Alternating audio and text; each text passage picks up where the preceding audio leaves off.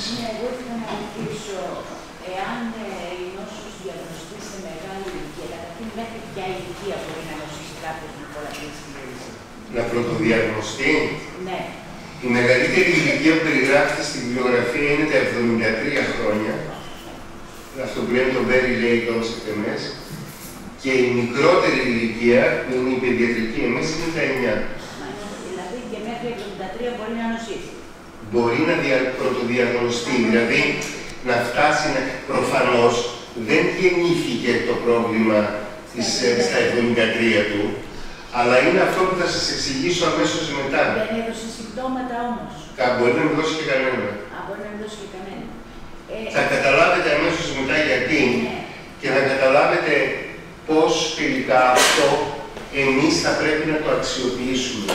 Εγώ ήρθα αποφασισμένο σήμερα, αλλά το αποφάσισα, ξέρετε, μετά που συναντήθηκα με τον Σταμάτη.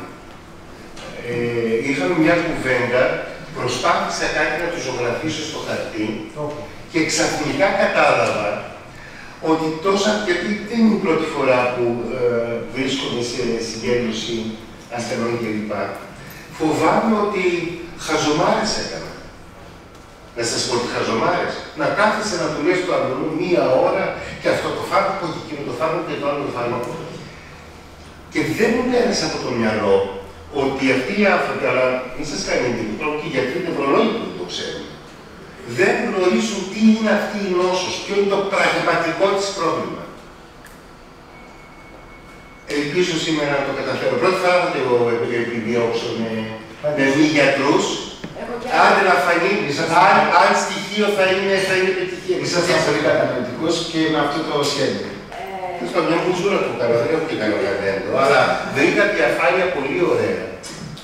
Άλλοι να δούμε σήμερα αν καταφέρουμε να μοιραστούμε μεταξύ μας, έχω το φίλο του να γίνει τη Βιέννη, εδώ πέρα θα το πει μετά. Δεν χρειάζεται να κάνω κάνω, μια Βιέννη τη γνωρίζετε. Ναι.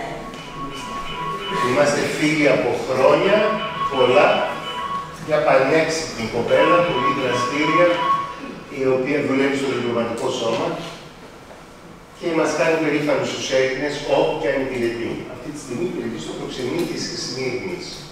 Εκεί να δείτε τώρα εδώ.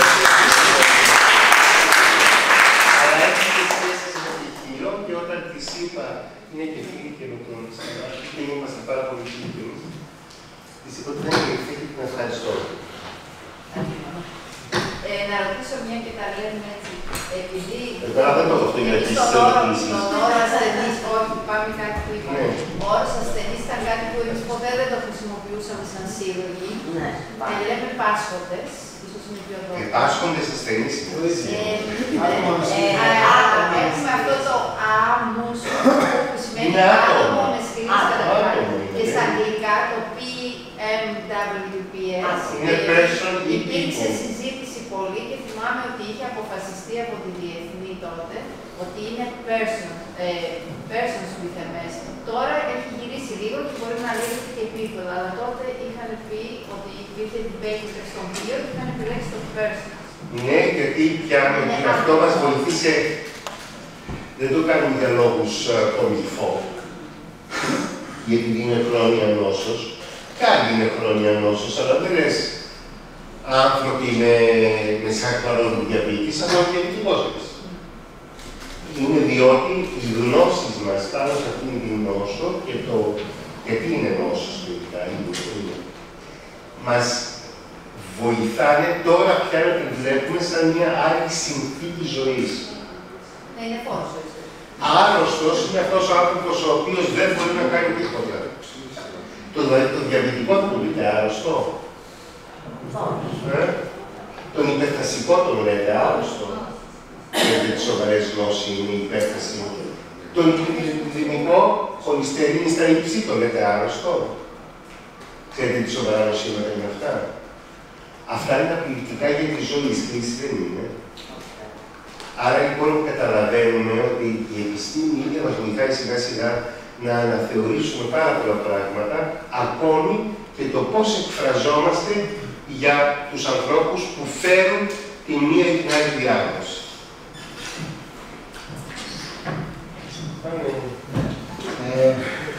Νέστορα, πες μας εσύ τώρα. Θέλω να κάνω μια παρατήρηση και μια ερώτηση. Πάσχω και εγώ, είμαι παλιός βέβαια, 1996. Κάτι αγνωστικό γυμνείο. Ακούω σαν λέτε τόση ώρα, δεν θα σκοπό να παρέμβω. Απλά όντως βλέπω μια πορεία ιατρική, ιστορική, από το δεν γνωρίζω σχεδόν τίποτα και νομίζω ότι τα ξέρω όλα ή τουλάχιστον ότι ξέρω. Μιλάω για γιατρούς, για διάφορους επιστήμονες ιατρικούς που βρέθηκαν πάνω απέναντι στην πορεία μου, που με στάσεις που έκανε κακό στους ασθενείς. Με μια κατάσχετη περιγραφολογία συμπτωμάτων, με μια κατάσχετη περιγραφολογία τότε γνωστών φαρμάκων, υπήρχε η κορτισόνη, ας το πούμε έτσι στους μέτρους αντιμετώπισης, υπήρχε το ημουράν που είναι, δεν ξέρω να το γνωρίζετε, πάντως στην τελευταία φορά που πήγα στο γυναίκο μου γλάρισαν για να δούμε περίπου να σου ένα ρυθμιστικό στο μουχάπι πρέπει να το πει. Ανοσοκαταστατικό είναι. Είναι, εν πάση περιπτώσει. Όντως, λέω, υπάρχει μια ιστορική, όπως την περιγράψατε, πορεία τέτοια. Και δυστυχώς, επειδή άκουσα και την κυρία που μπορεί να το πω, βρισκόμαστε σε μια μακρά εποχή ατομικής και οικογενειακής ευθύνης. Από την άποψη ότι υπάρχουν πάρα πολλοί άνθρωποι που αντιμετωπίζουν πάρα πολλά και πολλαπλά προβλήματα γύρω από τη σκλήρυνση. Χωρίς όμως να υπάρχει μια υποδομή, μια κοινωνική υποδομή, λέω. Δηλαδή, ας φανταστούμε ότι στα νησιά μας δεν υπάρχει ένα κέντρο αποκατάστασης. Να μπορείς να πας εκεί και με έναν συνολικό τρόπο να έχεις μια αντιμετώπιση που θα σε βοηθούσε πέρα από το σωματικό σύστημα και στο ψυχολογικό και σε μια σειρά άλλους παράγοντες αυτής της φάσης. Αυτή ήταν η πρώτη παρατήρηση. Θέλω όμως να ρωτήσω τώρα στο συγκεκριμένο σε σχέση με το σωματικό υπόβαθρο που είπατε, δηλαδή το οργανικό υπόβαθρο, που ήταν και αυτό μια έρημος, ας πούμε, για πολλά χρόνια, τουλάχιστον εγώ έτσι το αισθανόμουν. Ας πούμε, όταν ανέφερα κάποιο γιατρό που έχω πρόβλημα δυσκολιότητας, δεν είναι τόσο σημαντικό βάρος. Τώρα δεν ξέρω αν ισχύει, αλλά βλέπω έρευνες που συσχετίζουν νευρολογικές παθήσεις με το έδρανο, με τη λειτουργία του εντέρου, με το μικροβίωμα κτλ. Τουλάχιστον από ό,τι παρακολουθούσα στα νέα. Επομένως, θέλω να τονίσω αυτή την πλευρά, κατά πόσο ένας ασθενής, σε συνεργασία με τον γιατρό του ή με την γνώμη ενός ειδικού, να πάρει κάποια μέτρα ώστε να βοηθήσει σε δευτερεύουσες ή φαινομενικά άσχετες πλευρές της καθημερινότητάς του την ίδια τη κλίνηση. Για παράδειγμα, εγώ από τότε που διόρθωσα τη λειτουργία του εντέρου μου, ξέρω ότι είναι πολύ πιο ομαλά τα συμπτώματά μου. Το μούδιασμα, η σπαστικότητα, μια σειρά άλλοι παράγοντες. Ο ύπνος, που πάντα είναι παράγοντας, ας το πούμε, και θεραπείας, αυτοδιόρθωσης πραγμάτων. Ή η λήψη κάποιων συγκεκριμένων βιταμινών ή συμπληρωμάτων που μπορούν να βοηθήσουν σε σχέση με προβλήματα που μπορεί να έχει κανείς και να φέρει το δευτερεύοντα. Άρα, λέω, τονίζω, υπερτονίζω η διατροφή. Κάποτε η διατροφή δεν έχει κανένα ρόλο να βρει διατροφή. Μπορείς να κάνεις ό,τι θέλεις. Τώρα, δεν ξέρω ποιος το ισχυρίζεται.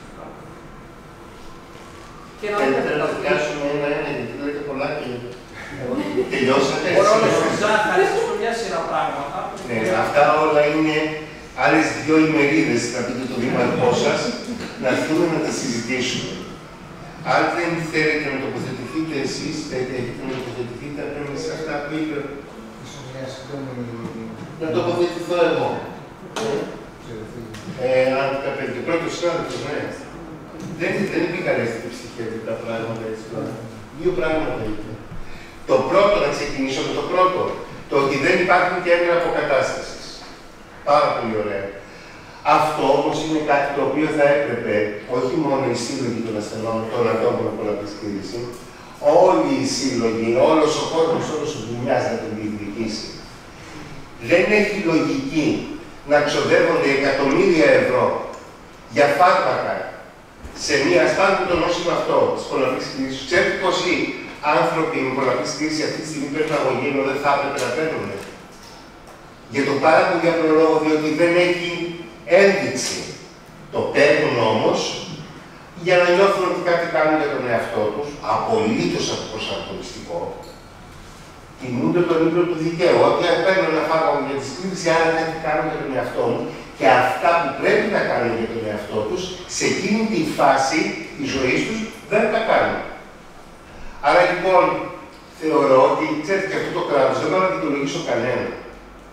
Πιστεύω όμως ότι πάρα πολλοί θα βάζουν μετά τους αυτούς που κάνουν τις οικονομοτεχνικές μελέτες και εδώ δεν βλέπαμε, γιατί υπάρχουν τέτοιες μελέτες. Τι συμφέρει οικονομικά? Να δίνουμε χρήματα στις φαρμακευτικές για φάρμακα τα οποία δεν έχουν ένδειξη σε πάρα πολλούς ασθενούς.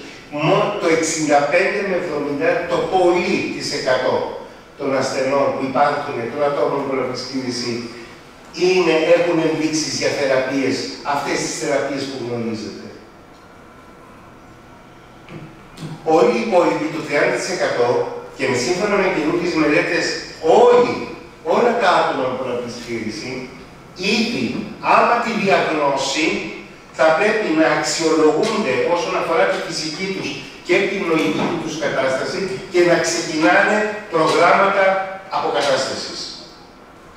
Διότι το πρόγραμμα αποκατάστασης για την πολλαπλή σκλήρωση δεν είναι όπως είναι μετά από κάταγμα, μετά από εγκεφαλικό, κύριε συνάδελφε.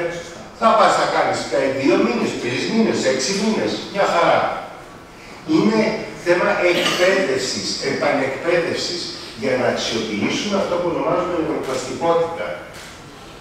Δεν ξέρω πόσο κοστίζει αυτό το πράγμα, πόσο θα κόστιζαν αυτά τα προγράμματα αποκατάστασης και πόσο κοστίζουν τα φάρμακα τα οποία δίνουμε και να τα χρειαζόμασταν.